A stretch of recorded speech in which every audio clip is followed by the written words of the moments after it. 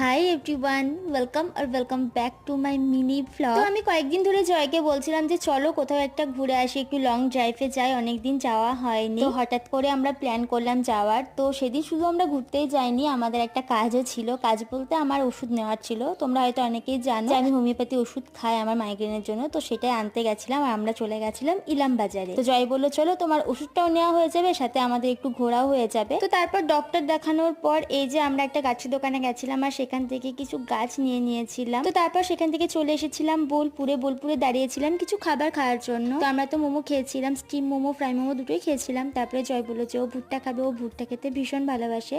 তো ভুট্টাও নেওয়া হয়েছিল। আর আমরা তো ডক্টরটা বর্ধমানেই দেখাই, বাট বর্ধমান যেহেতু এখন যাওয়া হচ্ছে না, তো ইলাম বাজারে একদিনই বসে মাসে, তো সেই জন্য ইলাম বাজার চলে গেছিলাম। তো তারপরে আমরা বাড়ি চলে এসেছিলাম। তো এইভাবে সন্ধ্যাটা কাটিয়েছিলাম। তোমাদের ভিডিওটা কেমন লাগলো অবশ্যই কমেন্টে জানিও, ভালো লাগলে লাইক করে দিও। বাই।